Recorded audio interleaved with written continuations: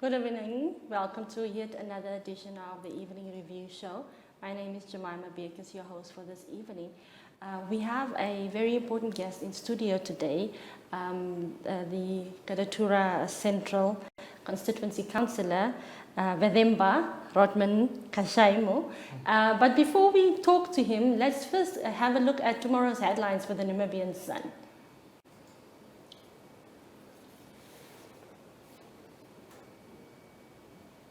Ocho residents owe the municipality 29.7 million, whereas government owes 13 million. Municipality bills have been an issue in the country for a very long time, with municipalities remaining on the red list. Whites lobbying blacks to discredit NIAF. The NIAF bill, which seeks to empower black Namibians, has remained a thorn in the flesh of many white business owners. Suspect killed during break-in. A city police officer has killed on the spot a suspect in the Herero location mall over the weekend out of self-defense.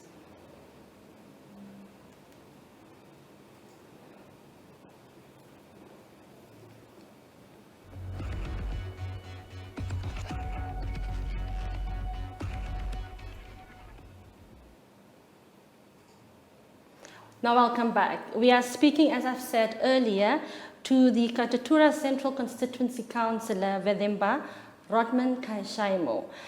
So let's jump right into it, Honourable Councillor. The government, the city, has come under fire for a very long time for its inequitable service delivery.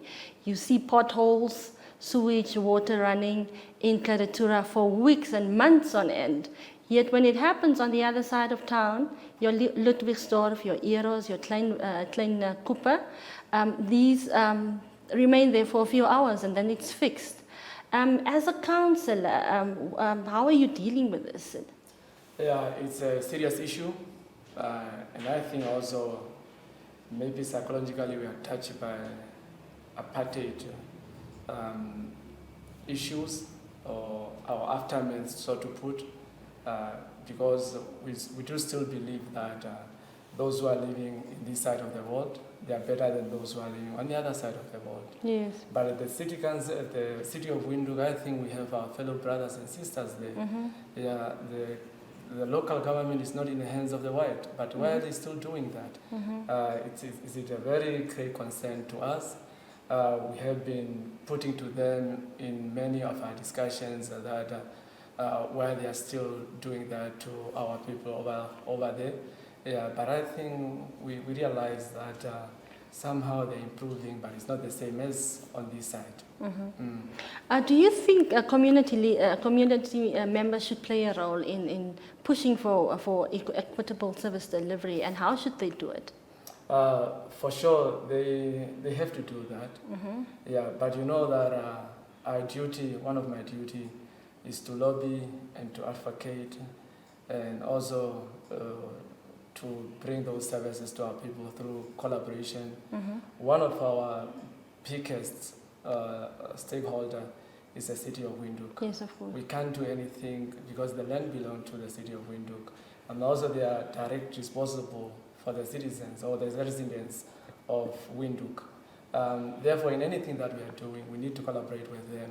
But also, as leaders, we must be vocal on those issues. Yes. Yes. Yes.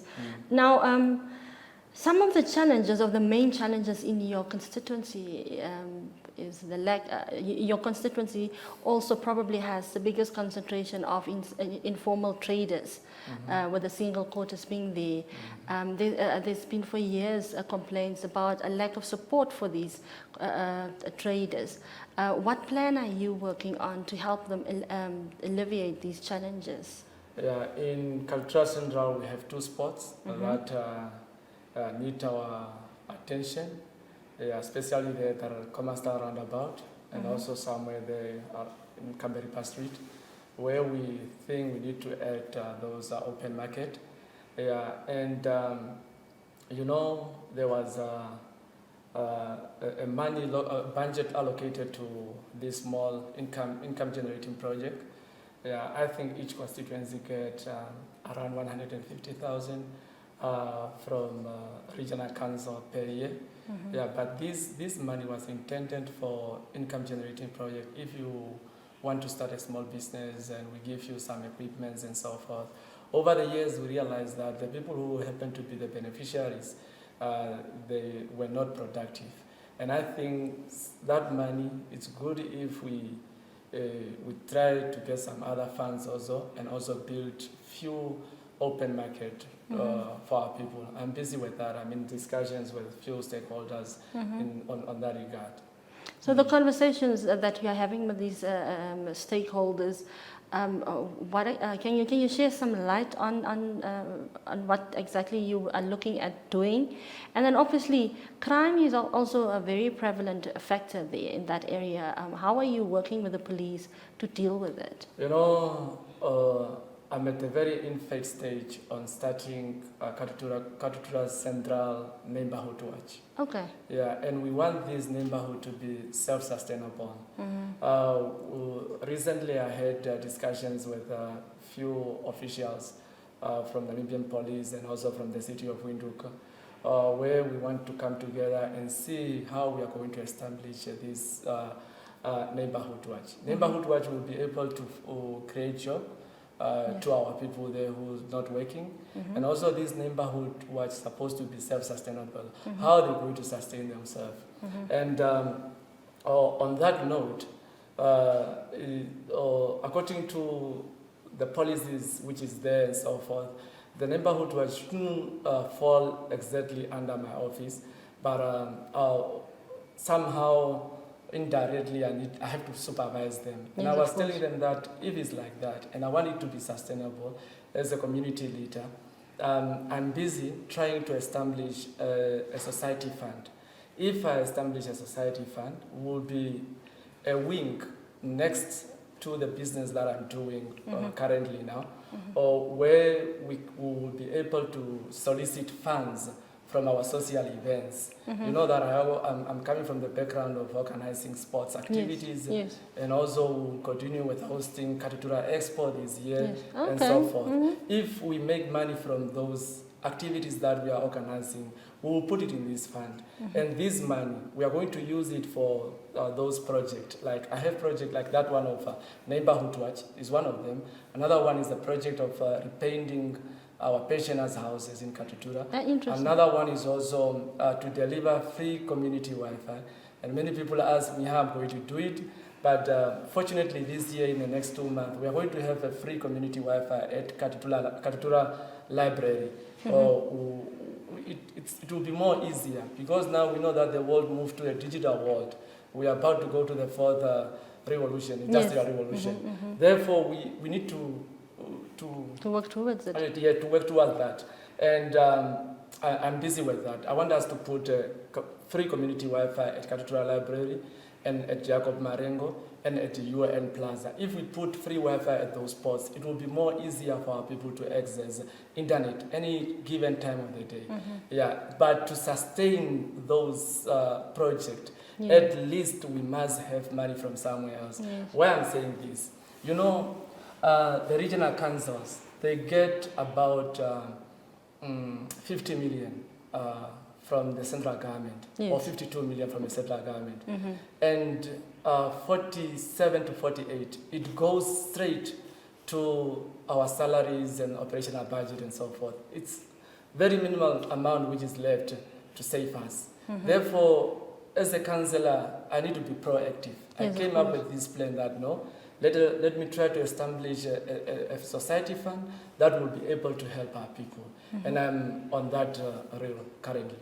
Now, speaking about being proactive, when you campaigned, you promised that you would work on some youth-focused programs to help young people get out of the evils of alcohol and drug abuse.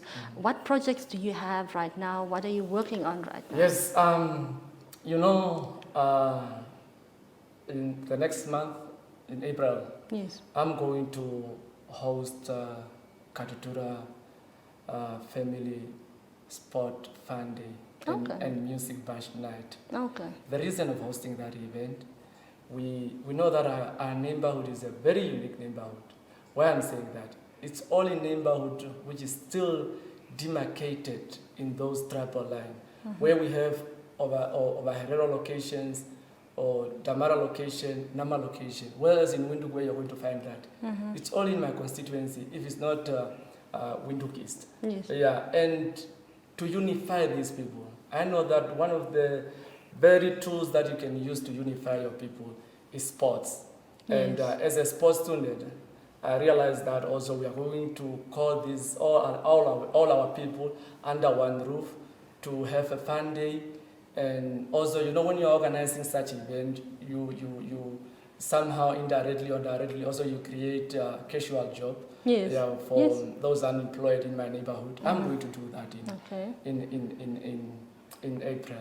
In June, yes, I'm going to organize another sports tournament where all the clubs that are in our constituency are going to play against each other, where we are going to pick the best team from that. And there's other people who organize a federation tournament, they call it federation tournament, and our team is going to participate in those federation tournaments the weekend after that one. Indirectly also, I'm keeping the youth busy, you know, on that note. yes, Yeah, besides that, in August, we are going to organize our Katutura Expo. yes, And you know Katutura Expo, it goes for it's run for 4 or 5 days. yes, Therefore, also you're going to create those odd jobs for our people. Because I'm not going to provide a professional job to our people. It's not true. If the central government is not doing it, how I'm going to do it? I don't have any money, I don't have any budget. As you know that even now, decentralization is only on paper, yes, but they are not implementing it. yes. The central government is still holding on money and holding on everything. And also when you go down to the policy, it shows that these people, they don't want to relinquish that privilege to us. And we are struggling with that. Therefore, in August, I'm going to organize the Katutura Expo. And also beside that, in November, October, I will organize Katutura Marathon. You know, it's the whole why I decided to have a marathon event is to listen pattern on health sector. We know that I encourage the spirit of exercising in our people. If our people are exercising, they are going to listen pattern on health sectors because they are not going to get sick. It's obvious. Yes. Yes, and in July, I'm planning to go to England, where I have discussions with the Namibians in the diaspora, where we are going to have a fundraising event for this Katutura Society Fund, so that we will be able to be on the upper hand on helping our people with the social needs and social issues. Because at my office every day, I deal with a social issue. Somebody will call you and say that I'm hungry and I just gave birth, my baby, she needs nappies and so forth. Councillor, please, may you help me? Sure. So, Councillor, that's very important. Can we let's take a break quickly, and we come back and you run us through what it is to be in your shoes in one day. All right. Thank you.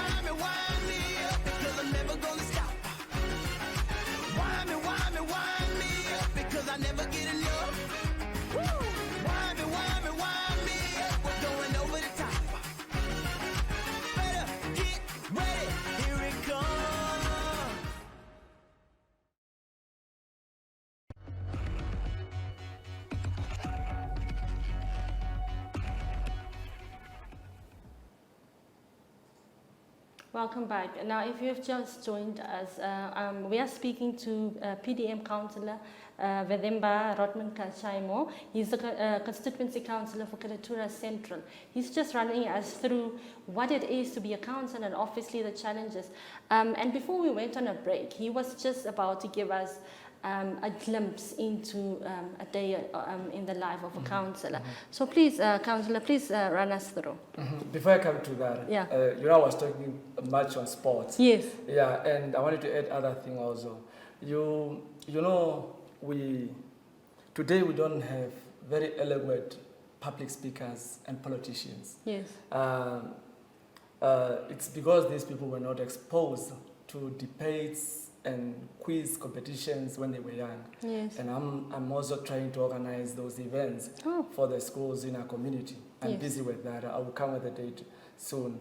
And these are some of the things that I want to organize, and also like career fair.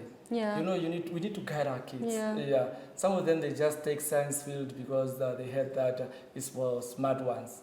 Yeah, but it's not like that. Some of us we had history, but we are here today. Yes. Yeah. On being a councillor is not an easy job, so to put. Yeah, it's very challenging because you are like a father of the whole family there. People came to you with all kind of problems. Someone will come to you saying that, no, I need to go to Dorta Place and I need $100. Please, councillor, help me with $100. Next moment, somebody will come to your office and say, you will come with a very genuine also case that you said, though this person need. There was a scenario where last year a girl came to my office. She was studying at College of Arts, studying media. And she said that she need a certain amount, otherwise she will be kicked out of school. And I wrote a letter to the school saying, no, my office is I'm going to take that responsibility. A year down the line, I found her in Herero Mall. She was drinking alcohol, and I asked her, why are you here? It's at 12 o'clock in the midday. What's going on? No, that school kicked me out because I didn't happen to pay that amount. And I said, no, please come to my office tomorrow. I'm going to write a letter to them, and I'm going to promise that I will pay that money. Maybe it was 11,000 or so forth. I put even my head on the block for my people. Yeah. Yeah, and you cannot say you're not going to do it. Yeah. Yeah, because somehow, somewhere, you, as a parent, you need to help your people out. But we are dealing with a lot of social problems. And I think what we ignore as leaders, recently I moved a motion in our council where I said that we ignore human development. Yes. And it's a very important aspect that we shouldn't ignore. We are dealing with these other things. We want to provide speed humps. We want to build few classes here and there. We want to do that. But we are ignoring on building our people. Even we have a big challenge of moral decay. Currently now, our people, they don't have respect. They don't respect parents. There's a lot of those things that we need also to look at. And I moved a motion that at least each constituency should be given 200,000. So if we have our own activities that we want to run in our community, we will be able to tap on that money. Yeah, and we shouldn't ignore that part because we need also to build our people. No, of course, Councillor, speaking about the social aspect of your work, your constituency is also perhaps the area with the biggest concentration of pensioners. And we have a very big issue when it comes to outstanding rates and taxes of pensioners who cannot, at no point can they afford to pay, and there's been calls to have this money written off. How are you working with the City of Windhoek to deal with this? Because obviously the City of Windhoek also needs that money to be collected. Yeah, first it was 50%. Yes. Saying that if you are owing the City of Windhoek maybe 50,000 for them to open your water and electricity, you have to pay 25,000. Now it's only 15%. It was through our dialogues and negotiations with them. And also when there's in City of Windhoek, they assign city councillors to our region. And when there's an issue, because cases are not the same. When the issues with pensioners, they come to my office, I listen to their issue, I interrogate them also. Some of them also you realize that no, the problem is at home. Yes. You have a person like you who's staying there who doesn't pay water and electricity, but you are working in a media company, but you are saying you are not affording to pay because it's your parents' house and so forth. Sometimes I go to the parents and we have discussion over those issues, and also to put a stamp that no, Ms. Biakes, if you are not willing to pay, next month we'll bring a police here and we are going to vacate you from this house. You can't do that to your parents. And in some other cases, you will do this, you write the letter and you inform them that, okay, when you are going to the city council, go to councillor A, B, C. They are going to help you because they deal with Katutura central issues. And because the letter is coming from a regional councillor to a city councillor to the city officials, sometimes also it's more easier for them to solve that issue. We try our utmost best, but it's not easy. As you know, city also say they need money. Of course, I can imagine it being a very difficult issue. Now, in conclusion, you have spoken at great lengths about your work as a sports enthusiast. Now, one of the challenges, and yes, you've also spoken about alcoholism and drug abuse being a big challenge for young people. One big shortage in your area is lack of recreational centers like parks, and so are you working on a plan? I'm on that now. I'm taking it to. I realize that I start some few negotiations with the diplomatic corps, and where I want to take it to them, or whether to see maybe some of their clubs over there, like big teams like Liverpool or Chelsea or so, they will be able to help us to build a sports facility in our constituency. I earmark one place there. It's not a huge place, but I believe it will be a very suitable place to build a sports or center there. Yes. Yeah, and I'm busy with that. Tomorrow I will have a discussion with British High Commission officials where we are going to discuss this issue and some other issues also. That's my biggest dream, that I might do these other things, but I must leave a permanent legacy in Katutura constituency. And I want to deliver a multi-youth or youth center in Katutura. Yes. And I'm honored on that issue. Okay. Thank you very much for joining us and for a very good and insightful conversation, Councillor. Thank you so much. Thank you for tuning in. Have a good night.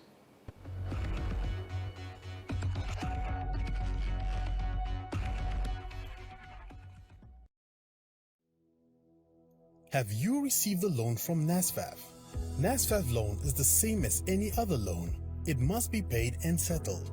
NSFAF has a set of guidelines on how you can repay your loan and become debt-free. Therefore, it is important that you, a former beneficiary and a responsible Namibian, show your patriotism by helping pay back your loan and thus helping NSFAF become a revolving fund for the benefit of future potential students.